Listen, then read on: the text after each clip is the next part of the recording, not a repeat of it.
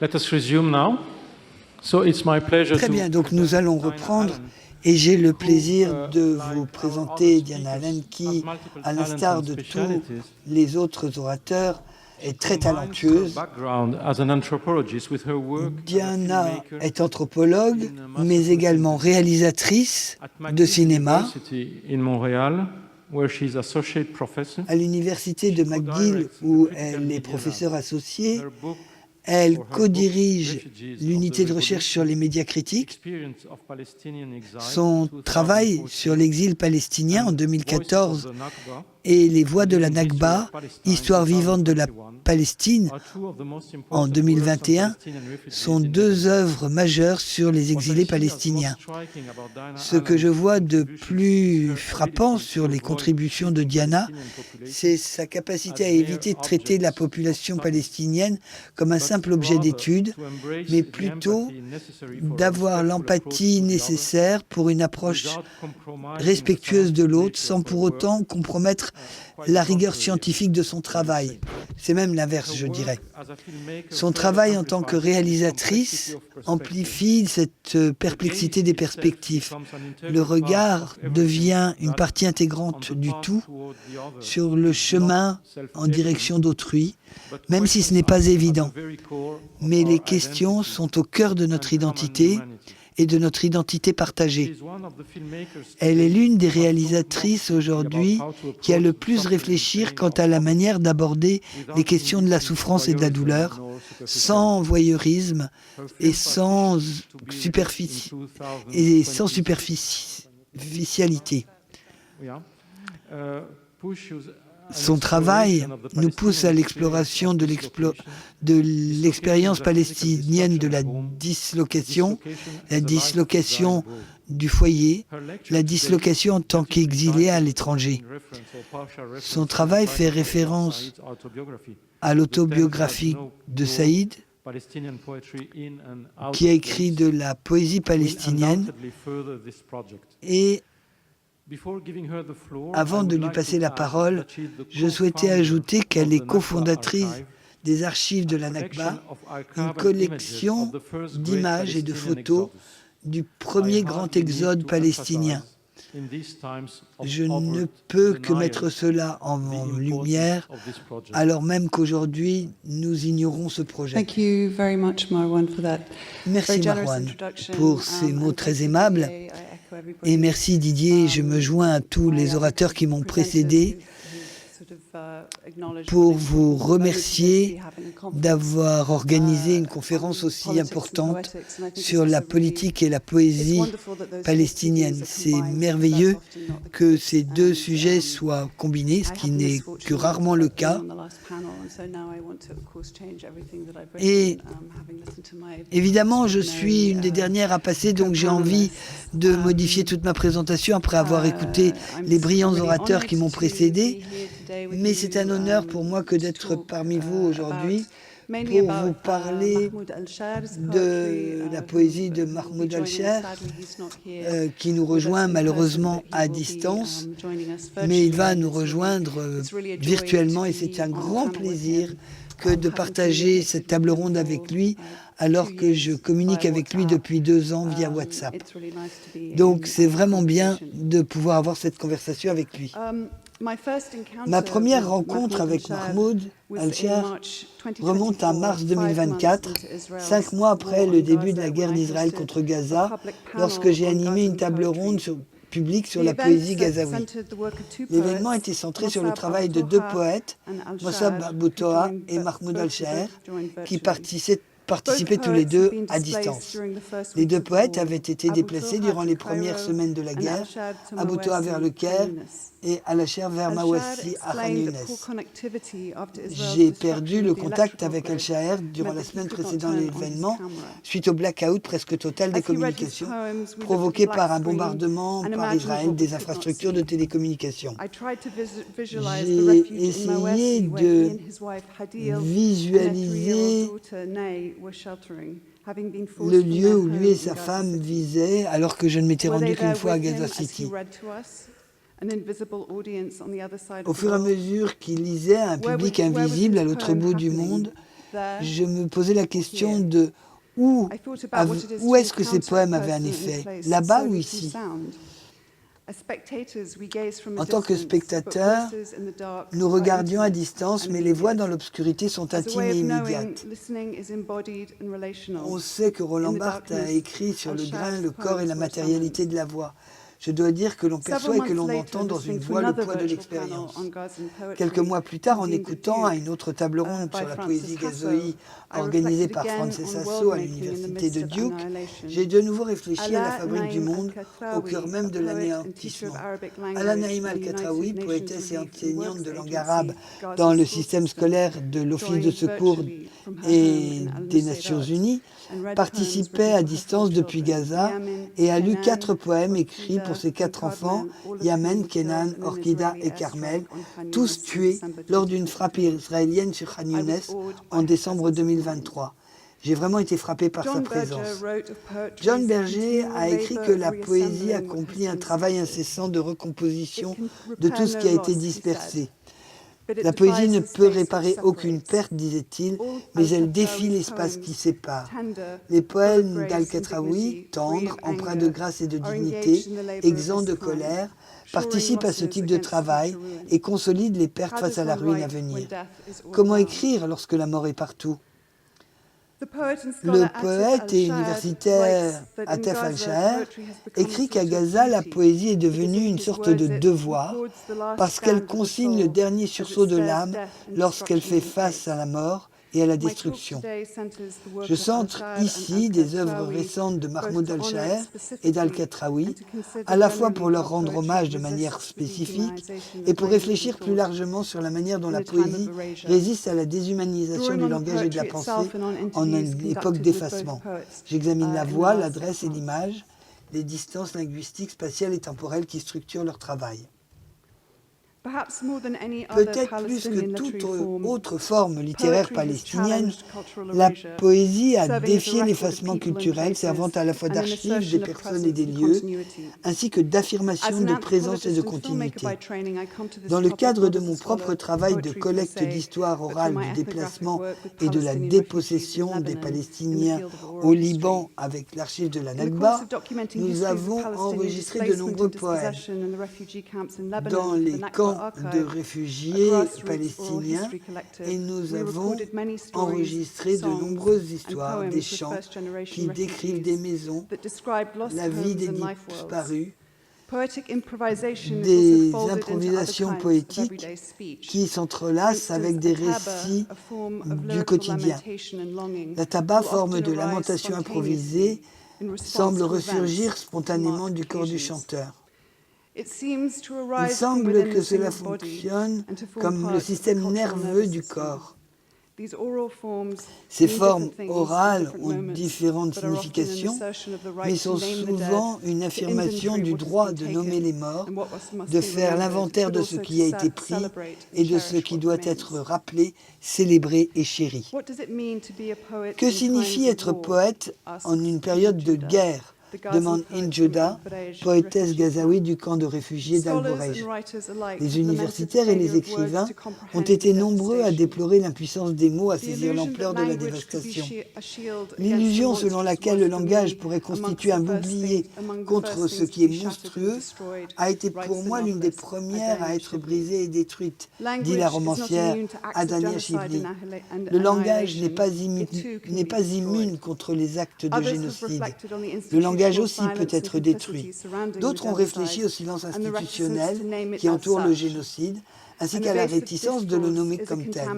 Un discours d'évitement est un discours contaminé et nous cessons d'y croire. Le recueil de poésie de Fadi Jouda, paru en 2024, dont le titre n'est qu'une ellipse entre crochets, pointe à la fois cette perte de confiance et les régions de l'indicible qui s'étendent au-delà de cela. Traduire la poésie de Gaza en anglais s'ajoute encore à ces difficultés, quelle que soit la manière dont on formule les défaillances du langage face à l'atrocité. Le fait est que Gaza était déjà éteinte dans la conscience mondiale bien avant octobre 2023. Gaza est devenue ce que Rob Nixon appelle une communauté non imaginée, un lieu de population en excédent et d'indivisibilité administrée. Le problème, dit Nixon, ce n'est pas que ces populations ont été réduites à des statistiques, mais qu'elles aient été réduites à des non-statistiques, à un niveau tout à fait différent de déshumanisation. Le génocide a rendu crûment visibles les lacunes de notre savoir qui sont systémiques et anciennes. Les poètes de Gaza eux-mêmes confrontent ce sentiment d'oubli linguistique. Le langage meurt en moi, écrit Al-Shaer. J'essaye d'écrire, mais la peur fait taire ma main. J'essaye de me souvenir, mais tout a été effacé. J'essaye de parler, mais il n'y a plus de mots capables de porter le poids de cette dévastation. Et pourtant, je dois parler. Je dois continuer, car le silence est une autre forme de disparition, et je refuse de disparaître. On perçoit le désespoir croissant à l'égard des mots, puis une foi qui se ravive en ce mouvement de va-et-vient dans une grande partie de la poésie qui nous parvient aujourd'hui. On voit que quand tout est détruit, nourriture, eau, médicaments, maison, les mots peuvent encore dire la vérité. Ils peuvent parler d'êtres humains aux vies entières et ordinaires. Al-Sha'r, Hinjuda, Abu Toha, Al-Katrawi, Haïdar al-Ghazali, Abu Nada, Al-Sha'r, Injuda, tous ces auteurs parlaient de manière différente des mots qui résistent à l'effacement. Ils se sont tournés vers la poésie comme un moyen de restituer aux mots leur charge affective et leur sens, mais également comme étant un mode de survie. Je continue à survivre grâce à la poésie et à l'écriture, m'écrivait Al-Sha'r en mai 2024. C'est la poésie qui rend la vie possible. De nombreux poètes gazaouis contemporains sont des blogueurs et la plupart diffusent leurs textes par les réseaux sociaux et via des plateformes de traduction dédiées telles que Passages through Genocide ou bien We Are Not Numbers. Avec la destruction des archives et des institutions culturelles de Gaza, les bibliothèques, maisons d'édition, universités, mosquées, musée national, la sphère littéraire numérique devient simultanément un espace de publication et un acte d'activisme numérique. Les poèmes qu'Al-Katraoui diffuse en arabe sur Instagram et Facebook sont aussi obliques sur le plan formel qu'ils sont directs sur le plan émotionnel. Ils sont souvent superposés à des images afin de créer une poétique visuelle hybride propre à l'ère numérique. Si les images suggèrent l'effacement et l'oubli, les vers offrent un aperçu de pratiques incarnées mises en œuvre par la communauté dans son ensemble. Les formes archivées qui émergeront de ce génocide sont encore peu cohérentes, mais incluront ce type de poésie ainsi que cette manière de le partager. Al-Sha'r, pour sa part, publie les traductions en anglais de ses poèmes sur sa page GoFundMe, s'adressant ainsi au réseau international de solidarité qui le soutient, lui et sa famille. En ce sens, l'écriture et la survie se confondent directement. Ses poèmes, diffusés sur Facebook et YouTube, sont écrits en arabe et s'adressent à un lectorat local. D'autres poètes comme Haïdar al-Ghazali et Abu Toha alternent entre l'arabe et l'anglais. Les poèmes en arabe participent au dialogue interne de Gaza sur la résistance et le deuil, tandis que les textes en anglais mettent l'accent sur le témoignage, la justice et la solidarité. Ces derniers se caractérisent par l'urgence et la rapidité de diffusion et sont souvent, mais pas toujours, écrits en vers très courts, facilement adaptables. Un poème qui commence comme une publication sur Facebook en arabe peut être rapidement traduit en anglais, réapparaître sous forme de citation imaginée sur Instagram, puis ressurgir dans une campagne mondiale de solidarité. Le poème de Refat al-Harrir, « Si je dois mourir », met en lumière le potentiel viral de la poésie gazaoui. Publié sur Twitter un mois avant la mort du poète lors d'une frappe aérienne israélienne, le 6 décembre 2023, ce poème a circulé massivement après sa mort et il a atteint des millions de personnes. Il a été lu lors de veillées internationales, brandis sur des banderoles, tagués sur les murs, récités par des acteurs, traduits dans plus de 100 langues et lus plus de 33 millions de fois. Et plusieurs personnes disent que c'est même sans doute le poème le plus lu dans l'histoire moderne. En tant qu'auto-élégie, il est à la fois un témoignage de survie et un appel à la justice. Les derniers vers, « Si je dois mourir, que cela amène de l'histoire, que cela devienne une histoire », réfléchissent à la continuité à l'avenir, à la mort comme une condition de vie. Bien qu'il soit devenu un hymne à la solidarité mondiale et à la résistance au génocide en Gour, ce poème, Si je dois mourir, a en réalité été publié pour la première fois en anglais sur le blog d'Al-Harer en novembre 2011. C'est durant l'opération Plomb durci de 2008 à 2009 qu'Al-Harer a décidé de s'adresser directement au public occidentaux, convaincu que si les Palestiniens voulaient obtenir soutien pour leur libération, ils devaient parler pour eux-mêmes. Ce poème fut rediffusé par Mondoweiss et le message a eu énormément d'impact. Ce message nous rappelle combien la poésie gazaoui a toujours été une anticipation et un refus de la mort. Dans une interview récente, Ibrahim Nasrallah nous disait « Ce que j'écrivais il y a 32 ans s'applique encore aujourd'hui. J'écris aujourd'hui pour ne pas mourir. » Forgée dans le creuset de l'exil, la poésie palestinienne donne voix aux formes continues de séparation qui structurent la vie palestinienne et leur retour. Elle transgresse et réinvente les frontières, circule oralement et numériquement et suture les communautés dispersées par des pratiques de récitation partagée. Dans l'œuvre de Mahmoud Darwich, l'exil est à la fois moteur et charge.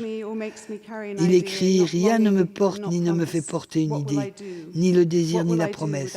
Que ferais-je? Que ferais-je sans l'exil et sans une longue nuit qui regarde l'eau fixement ?» L'exil est à la fois une condition externe et interne. Et le poème lui-même est un lieu d'exil. Dans une culture majoritairement orale, les poèmes transmettent non seulement des formes esthétiques, mais aussi des mémoires et des histoires pour les générations, formant ce que Eric Havelock, classiciste et pionnier de la théorie de l'oralité, appelait une encyclopédie tribale. Les significations contenues dans une telle encyclopédie sont sans cesse refaçonnées par l'improvisation. Les déplacements dans l'adresse poétique saisissent les environnements changeants du locuteur ou du chanteur. Les chants des anciens racontent les trajets éprouvants de 1948 et évoquent le son et le rythme des caravanes de chameaux emportant les personnes loin de leur maison. Le lieu revêt de multiples significations dans la poésie palestinienne et il est la patrie perdue, la maison en exil, le lieu du déploiement du poème, la situation même qui provoque le poème, ce que le poète américain Wallace Stevens appelle le cri de l'occasion. Une révélation précoce dans mon propre travail d'histoire orale au Liban fut de comprendre que les récits et les souvenirs que nous enregistrons avec les anciens Palestiniens ne pouvaient être extraits du lieu du camp.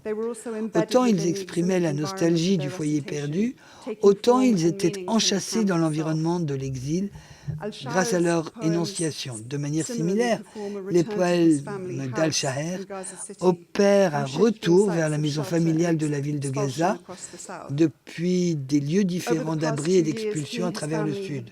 Au cours des 2 dernières années, sa famille et lui ont été déplacés à plusieurs reprises et en 2024, son fils Madj a dû être évacué avec la mère d'Al-Shaher vers la Turquie.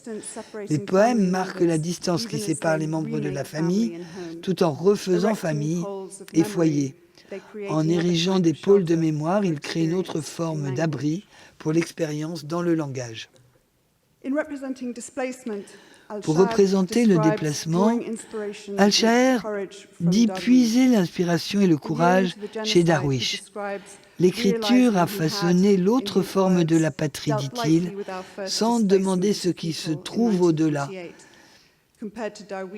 par rapport à Darwish qui disait « Je parle sans peur et je parle à la peur qui me contrôle ». Dans cette même interview, Al-Shaher choisit entre deux mémoires, ma mémoire de l'endroit dont j'ai été expulsé et vers lequel j'espère revenir, et ma mémoire du déplacement et de la guerre elle-même. Al-Shaher est une figure jeune mais influente de la communauté littéraire de Gaza, connu non seulement comme poète et organisateur culturel, mais aussi comme l'un des fondateurs de la revue littéraire Majalla 28 et Galerie 28, qui était installée dans le centre culturel Al-Hussein de la ville de Gaza jusqu'à ce que ce centre culturel soit détruit en novembre 2023. Pour lui, le foyer est aussi le lieu de la lecture et de l'écriture, qui renouvelle la foi dans le langage. La galerie et la revue tirent leur nom dans les 28 lettres de l'alphabet arabe. Ainsi, Al-Shaher raconte comment lui et ses collaborateurs ont transformé en 2021 une maison de l'époque ottomane construite par Shihab al-Dain al-Hussein en centre culturel. Durant les nombreuses heures que j'y passais chaque semaine, j'imaginais les vies antérieures de ce bâtiment.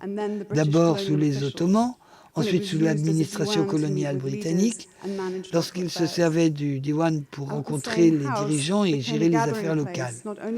La maison Al-Hussein est devenue un lieu de rassemblement, non seulement pour les écrivains, mais aussi pour les lecteurs. Ce que les Israéliens ont détruit là, c'était, selon les mots d'Al-Shaher, un espace d'apprentissage. Il s'agissait d'une attaque contre la poésie, contre les voix, contre l'esprit collectif qu'elle compose. Les attaques venues du ciel brûlent la psyché de ceux dont elle épargne les corps. Je veux marcher, écrit Al-Shaher, sans ce regard instinctif du survivant levé vers le ciel. Ces poèmes naissent sur les lignes de front de l'effroi, constellés de terreur, de claustrophobie et de paralysie dans l'attente. Ils donnent l'impression d'avoir été transcrits en temps réel. Leur unité d'expérience est l'instant présent. Leur pulsation est la privation. Il publie via les réseaux sociaux en fonction des circonstances, mais tout cela est publié dans des différentes bibliothèques et dans toute institution culturelle à Gaza. Et pour autant, dans une certaine mesure, cela ne semble pas être un choix.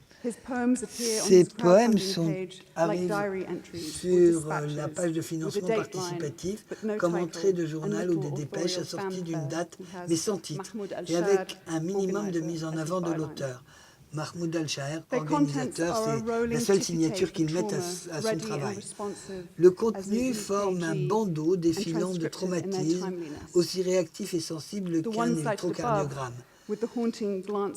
Celui cité plus haut, avec le regard obsédant levé vers le ciel, a été publié le matin suivant un bombardement très intense en 2025 qui a tué 52 personnes dans la ville de Gaza. Même les publications imprimées de l'œuvre d'Al-Shaher soulignent ce sentiment d'urgence, d'immédiateté et de caractère provisoire. Sa collection de 2024, qui s'appelle « Une année au bord de l'abysse du génocide », est présentée comme un journal quotidien dont le contenu est organisé, non pas de manière thématique, mais de manière chronologique. Le mode d'adresse est intime, conversationnel. Les frontières entre vers, prose et entrée de journal sont poreuses et mobiles. Pour le lecteur familier, dans la langue anglaise, ce mode d'écriture serait l'œuvre de certains poètes new-yorkais du milieu du XXe siècle, notamment Frank O'Hara. Les volumes de Frank O'Hara portent des titres tels que Lunch Poem, c'est-à-dire des poèmes griffonnés alors qu'il prenait sa pause de déjeuner, ou l'oxymore presque paradoxal, méditation en situation d'urgence. Les poèmes de ces recueils vont droit au vif. Les livres n'ont jamais cessé d'être imprimés et font partie intégrante à la fois de la culture populaire américaine et de la culture littéraire, et ont préparé la réceptivité des générations de lecteurs à une poésie intime, nerveuse, vigilante, de l'instant qui passe. Ce qui rend à la fois si émouvant et si troublant de la légèreté de l'être chez O'Hara, c'est la menace et le chaos moral du cadre urbain américain dans lequel elle s'inscrit. Mais l'anéantissement physique d'un monde vécu constitue un ordre d'urgence tout autre.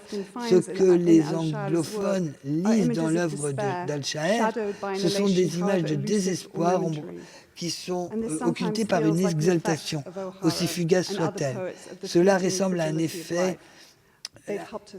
effet que O'Hara nous a appris à écouter. Mais Al-Shaher est bien vivant et spirituellement intact à la fin de chaque vers. Et c'est bien là le petit miracle qui fait avancer chaque poème. Je veux rire jusqu'à ce que le souffle de la privation me brise, écrivait Al-Shaher dans un poème publié le 14 juillet 2025. Il compare la paix à un baiser maternel pour réveiller un enfant, comme le premier souffle de l'aube qui berce le visage d'une ville, comme le chant d'un oiseau qui se faufile par les fenêtres d'une maison, sans être entravé par le rugissement des avions de guerre, sans être pris au piège des convois militaires venus de toutes parts. Ces vers sont empreints d'une symétrie imagée, fusionnant le visage de l'enfant et celui de la ville, de sorte qu'un baiser donné à quelqu'un devient un souffle pour une autre personne. L'effet est celui d'un équilibre imaginaire, d'un clair-obscur. La claustrophobie est compensée par une libération soudaine. La sirène d'une ambulance par celle d'un chant, ou une mémoire de la perte par une mémoire du son.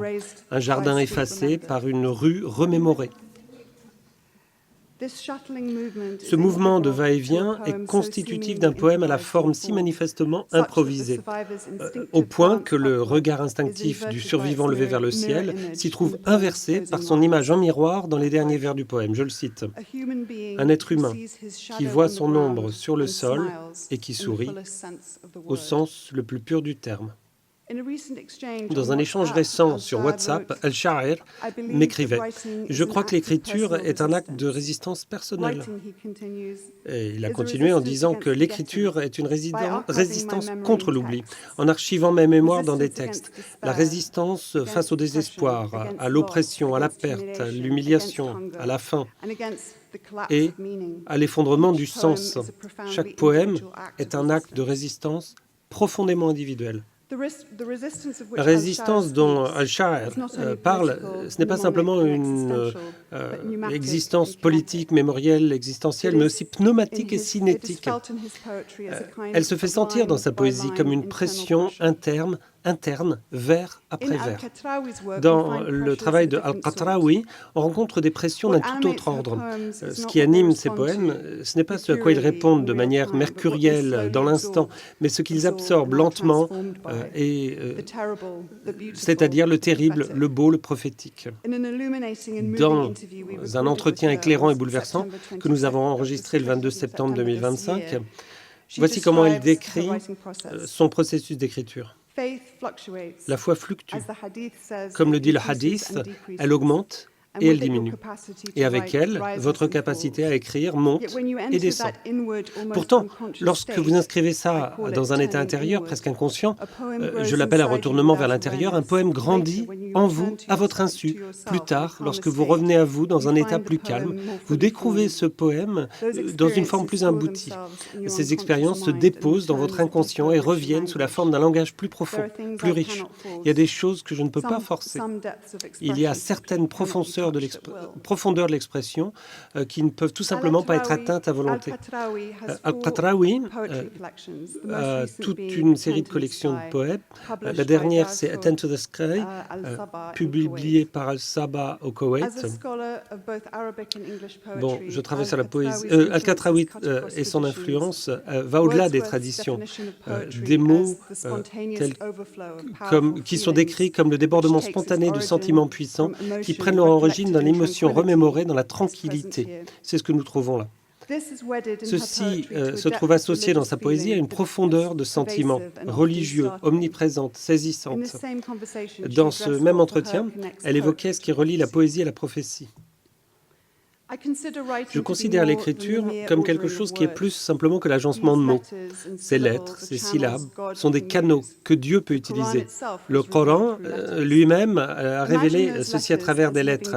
Ces lettres sont des traces vivantes.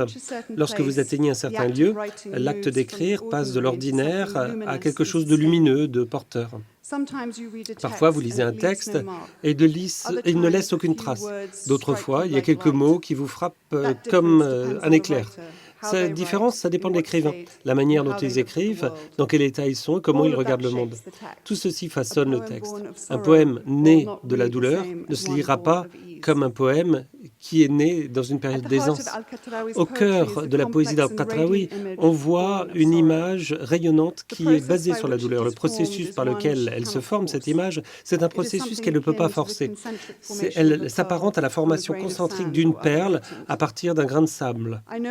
Je connais le mendil de ma mère qui était à de multiples usages. Elle dit dans son poème qui s'appelle « J'ai besoin de ce mouchoir magique ». On utilisait le mot foulard qui s'utilise en arabe pour dire mouchoir et foulard. Donc ce mendil devient de nombreuses choses, c'est-à-dire ça peut être un drapeau, ça peut